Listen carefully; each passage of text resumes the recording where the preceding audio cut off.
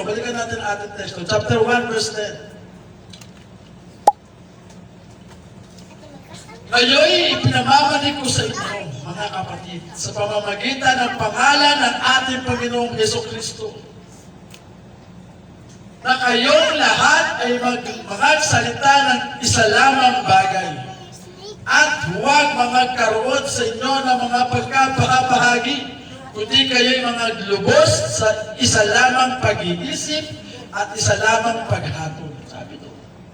Dapat meron tayong iisang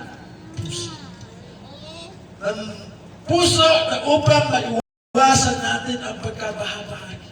Bakit? Dapat kung meron tayong ating namumuno sa atin ay merong pusong handang magpasakot, pusong handang sumunod, dapat meron iisa lang din tayo may kanyang puso. Meron din tayong puso kanya. Kasi dahil ka nagkakaroon ng division o nagkaroon ng bahagi dahil merong puso na iba, nagwalay. Merong pusong hindi marunong magpasako. May pusong hindi marunong sumunod. May mga pusong na pride. May mga pusong meron lang favoritism.